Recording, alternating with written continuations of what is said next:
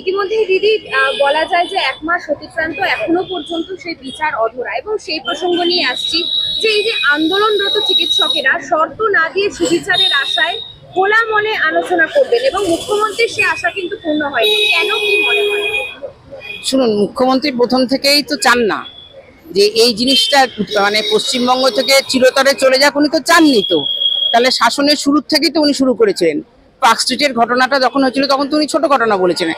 সুতরাং ওনার আন্তরিকতা যে থাকবে না সেটা আমরা সবাই জানি।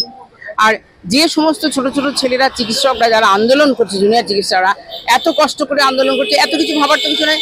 আর যদি এটা প্রচারই হয়, সম্প্রচার হয়, লাইভ সম্প্রচার, অসুবিধার কি আছে? যে কথা হবে সে কথা তো সবার সামনে হবে। আন্দোলন করছে, সাধারণ মানুষ আন্দোলন করছে, সবাই আন্দোলন করছে, তাহলে সেই সম্প্রচার হলে ক্ষতি কি? এতে তো কোনো অন্যায় নেই, তাহলে হতেই পারে। সেটা কেন করছে না? এই যে একদিকে মুখ্যমন্ত্রী বলছেন আন্দোলনরত চিকিৎসকদের দাবি দেওয়া মানা হবে, এবং অপরদিকে লাইভ টেলিকাস্ট নয় ভিডিও রেকর্ডিং হবে, এবং সুপ্রিম কোর্টের বিচারাধীন এই মামলা বলে কিন্তু নবান্নের প্রশাসনিক বাধ্যবাধকতার প্রসঙ্গ উঠে আসে মুখ্যমন্ত্রীর বক্তব্যে, এবং এই বিষয়টি কতটা যুক্তিসঙ্গত? আপনারা তো দেখেছেন আইনগত কোনো সমস্যা নাই।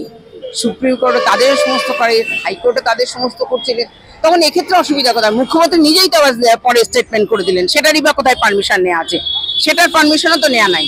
তাহলে সেটা বললে তো হবে না। মুখ্যমন্ত্রীর সদিচ্ছা একেবারেই নেই যে এরা মানে আসলে সুবিচার হোক, সেটাই চান না। সুতরাং এর প্রশ্ন তো আসছেই না। আমরা সকলেই জানি, জনগণ সকলে জানি, আমরা মহিলারা বিশেষ করে জানি এ রাজ্যে মহিলারা সুরক্ষিত নয়। আর আরজি করের যে ঘটনা হচ্ছে সেটা ভয়ঙ্কর।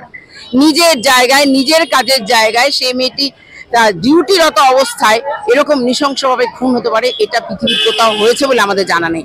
তারপরেও উনি বলছেন এ শর্ত। আমার তো মনে হয় যে কোনো মূল্যেই ওনার বসা উচিত, যে কোনো ভাবেই বিচার হোক, মেয়েটি বিচার পাক, এবং যে কোনো মূল্যেই আরজি করে যে সমস্ত জুনিয়র ডাক্তাররা আন্দোলন করছেন তাদের পক্ষে থাকা উচিত। কারণ একটা তারা জনগণের দাবি, সাধারণ মানুষের দাবি, পশ্চিমবঙ্গের সমস্ত মেয়েদের দাবি, গোটা বিশ্বের দাবি, তাতে আন্দোলন করছে, তাতে অসুবিধার তো কিছু নেই।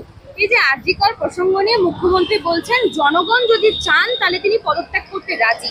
এই বিষয়টি নিয়ে কি মনে হয়? জনগণ ওনাকে কখনো পদত্যাগ করতে বলেছে মানে আমরা বিশেষ করে তো কোনো মনে করি না। আমরা চাই সুবিচার হোক, আরজি করের ঘটনার বিচার। এইটা পদত্যাগ করছি বলে এইসব নাটক করার কোনো দরকার নেই।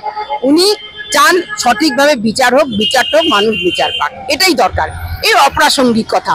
জনগণও চাইছে না উনি পদত্যাগ করেন, উনি নিজে নিজে বলছেন পদত্যাগে। জনগণ চাইছে সুবিচার হোক, জনগণ চাইছে বিচারটা আরজি করের সত্যি সত্যি বিচার হোক, এবং তার জন্য উপযুক্ত যারা দোষীকে রাজ্য সরকার বিভিন্ন সবাই মিলে আড়াল করতে যাচ্ছে তারা সবাই সামনে আসুক, এটাই তাদের কথা।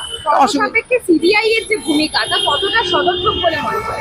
সিবিআই এর ভূমিকা সম্পর্কে আমাদের একটু ধোঁয়াশাই রয়েছে। আমরা ঠিক বুঝতে পারছি না, এতদিন ধরে 1 মাসের বেশি হয়ে গেল ওই একজনই গ্রেপ্তার হয়েছে বলা যেতে পারে এই কাণ্ডে। ওরা তার এখনো কাউকে কিছু করতে পারেনি।